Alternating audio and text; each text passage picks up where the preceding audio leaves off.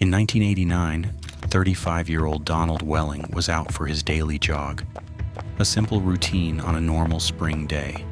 Suddenly, a single crack echoed through the trees. Donald fell dead instantly. It wasn't a robbery, it wasn't a grudge.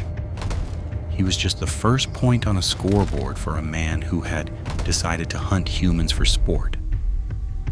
Over the next 3 years, 5 men would die.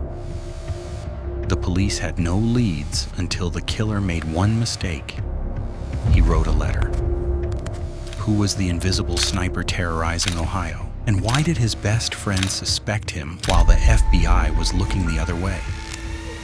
The truth about the hunter of humans starts right now. Here now is Confessions of a Killer. It's important to remember this man killed 5 men. How do you plead? Guilty. A voice in my head said, open fire on him. And I did it.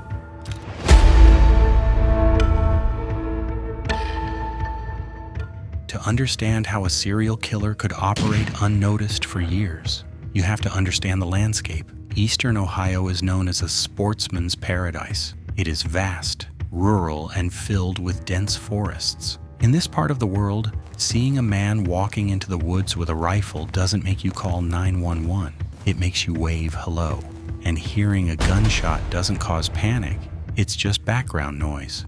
This was the perfect camouflage for Thomas Lee Dillon. When Donald Welling was found dead in April 1989 on a quiet country road in Noble County, Ohio, investigators were baffled.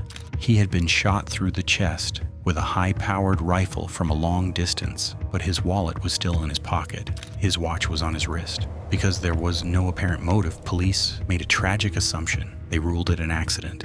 They believed a careless hunter miles away had missed a deer, and the stray bullet had tragically found Donald.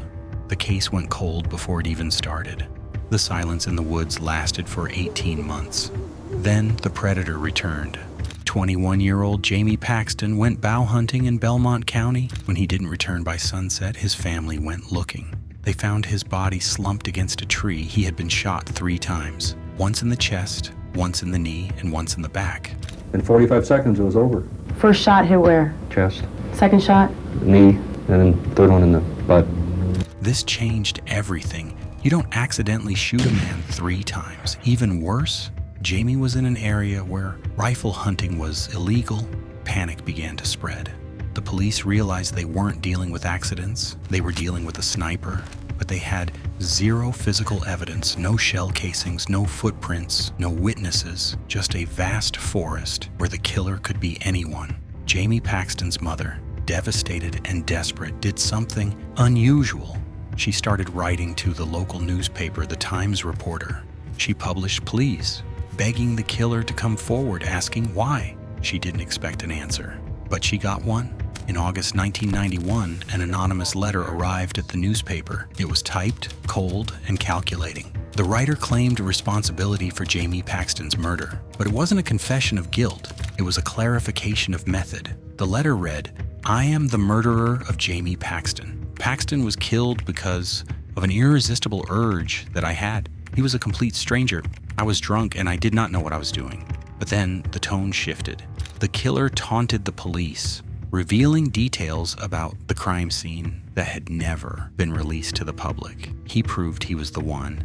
The FBI was called in. They built a profile. They told local police to look for a white male, likely a loner, with a history of mental instability, probably unemployed, who had failed at becoming a police officer or soldier. While the police were busy looking for a crazy loner, the real killer was hiding in plain sight. Thomas Lee Dillon wasn't unemployed. He was a draftsman for the Canton City Water Department. He was married. He had a family. He didn't look like a monster. He looked like your neighbor. While the FBI built their profile, Dillon escalated his game. The urge he wrote about was getting stronger. In March 1992, Claude Hawkins was shot in the back while fishing. In April 1992, Gary Bradley was shot while fishing nearby. Then just weeks later, Keith Todgesser was driving his car on a country road. A bullet shattered his window and killed him instantly. 5 men were dead. The residents of Eastern Ohio were terrified. Hardware stores sold out of locks. Hunters stopped going into the woods. People realized that wearing orange safety vests didn't protect you. In the eyes of this sniper, the orange vest just made you a better target. The police were desperate. They formed a massive task force. But the breakthrough wouldn't come from forensic science. It would come from a man sitting in his living room, realizing his best friend might be the devil. Thomas Dillon had a friend named Richard Fry. They were shooting buddies. They would spend weekends driving around Ohio, shooting at road signs and empty bottles. But Richard started noticing things that didn't sit right. Dillon acted strange when they passed joggers. He would slow the car down and stare. He would make dark jokes about how easy it would be to take someone out from a distance. Dillon also had a habit of burning down barns and killing stray dogs. Richard had always brushed it off as Dillon just being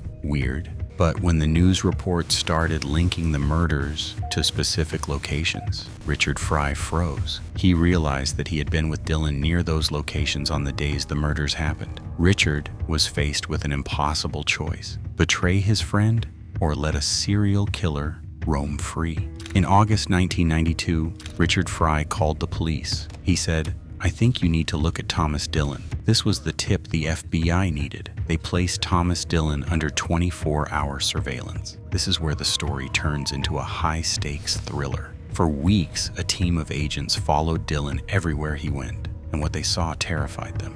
Dillon wasn't going to the grocery store. He was driving hours into the countryside. He was cruising slowly past schools. He was parking near fields where people were walking. The agents watching him realized he was hunting. The FBI had a code red order. If Dillon raised a gun, the sniper teams were authorized to take him out. Every day was a game of Russian roulette. The agents were praying they wouldn't have to shoot him, but they were terrified he would find a victim before they could intervene. They needed to arrest him, but they didn't have the murder weapon. Dillon was smart. He frequently sold his guns at gun shows and bought new ones. The rifle that killed Donald Welling was long gone.